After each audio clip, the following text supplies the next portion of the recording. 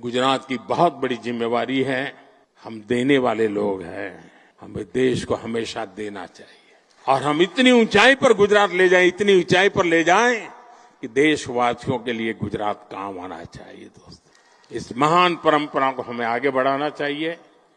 मुझे विश्वास है गुजरात एक नए सामर्थ्य के साथ, अनेकविध नई कल्पनाओं के साथ, अनेकविध नए इनिशिएटिव के साथ आगे बढ़ेगा। मुझे मालूम है बिहार से बहुत बड़ी मात्रा में हमारे नौजवान हिंदुस्तान के कोने कोने में आते जाते रहते हैं, पढ़ने के लिए जाते हैं, रोजी रोटी कमाने जाते हैं, लेकिन रेलवे में अगर जाना है तो उसका दम उखड़ जाता है। लंबी सफर की ट्रेनों में आरक्षण की सीमा रहती है। इस बार हमारे रेल मंत्री श्रीमान सुरेश प्रभु जी ने एक बड़ा अहम कदम उठाया है और मैं मानता हूं उस अहम कदम का अगर सबसे ज्यादा कोई फायदा उठाएगा तो बिहार का नौजवान उठाएगा। वो अहम कदम ये उठाया है कि लंबी सफर की जो ट्रेन है उसमें 2 या 4 डिब्बे ऐसे लगेंगे, दीनदयालु डिब्बे, जिसमें आप लास्ट मोमेंट भी चढ़ जाना है तो चढ़ जाओ और जहां जाना है पहुंच जाओ। जब मोदी जी गुजरात जाते हैं तो बताते हैं कि कैसे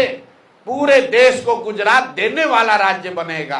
वहां पर वो गिफ्ट सिटी की बात करते हैं, वहां पर वो इन्वेस्टमेंट समिट की बात करते हैं, और जब बिहार आते हैं तो वही मोदी जी क्या बात करते हैं। मोदी जी का भाषण सुनिए।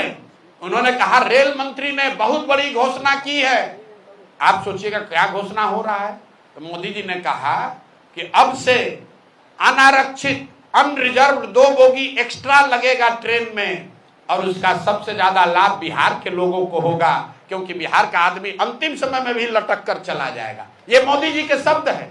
आप बताइए, गुजरात का आदमी चलेगा 1 लाख करोड़ के बुलेट ट्रेन पर, आप बिहार के आदमी को कह रहे हो कि पहले से जो ट्रेन चल रही है उसमें 2 गो अनरिजर्व बोगी लगेगा। ये आपके लिए सौगात है और आप और हम इसकी चर्चा कर रहे हैं, इसीलिए ये दुर्दशा है।